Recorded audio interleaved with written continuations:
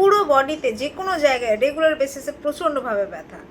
আপনারা বিভিন্ন doctor change করছেন, একটা দুটো নয়, প্রায় 6-7টা ডাক্তার চেঞ্জ করেছেন, কিন্তু এত ডাক্তার চেঞ্জ করার পরেও সবাই বলেছে আপনার তো কোনো ব্যথা নেই, কেন সব টেস্ট রিপোর্টস নর্মাল।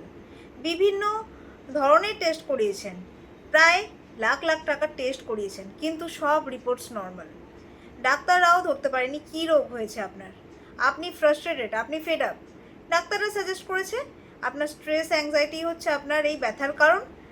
কিছু ক্ষেত্রে পেশেন্টদেরকে সাইকিয়াট্রিস্টের কাছেও অনেক সময় রেফার করা হয়, আর কিছু ক্ষেত্রে বলা হয় রেগুলার বেসিসে এক্সারসাইজ করুন, ফুড হ্যাবিট ঠিক করুন এবং যোগা করুন।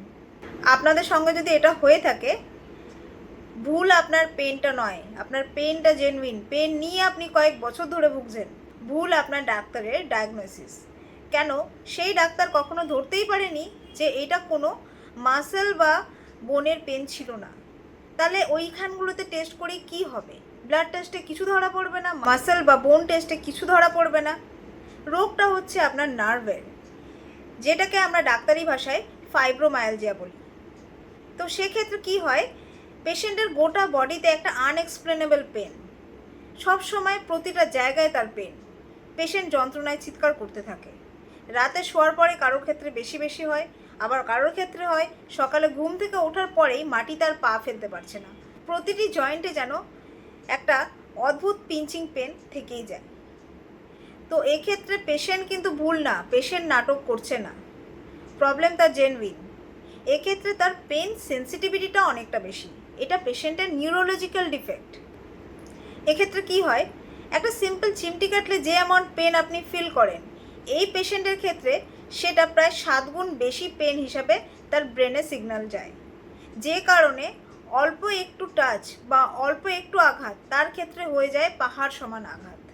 আপনারা এর জন্য তো প্রচুর ডাক্তার দেখিয়েছেন, প্রচুর অ্যামাউন্ট পেন কিলার্স খেয়েছেন। পেন কিলার্সও আজকের দিনে একটা টাইমের পরে ফেল হয়ে যাচ্ছে, উপরন্তু তার সাইড এফেক্টস হিসাবে লিভার ড্যামেজ এসবগুলো তো আছেই। রেগুলার বেসিসে হজমের সমস্যা লেগেই আছে। উপায় কি? উপায় আছে।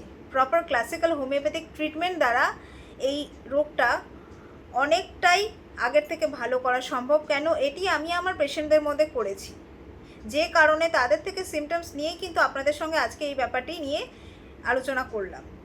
ফাইব্রোমায়ালজিয়া শুনেছেন হয়তো ইনকিউরেবল, কিন্তু এরও প্রপার ট্রিটমেন্ট সম্ভব যদি সেটা করা হয় সময় থাকতে ক্লাসিক্যাল হোমিওপ্যাথিক ট্রিটমেন্ট দিয়ে।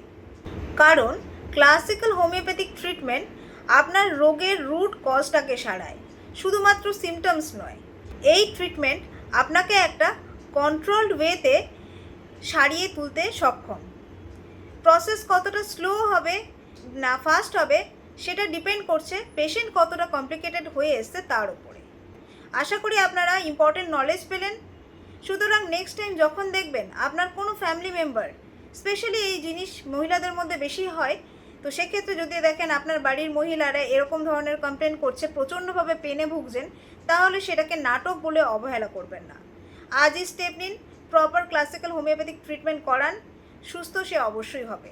আপনাদের বাড়ির পরিবেশকে সুস্থ করে তোলার জন্যই আজকে আমার এই সতর্কবার্তা। এবারে সাজেশন আমার, চয়েস আপনার।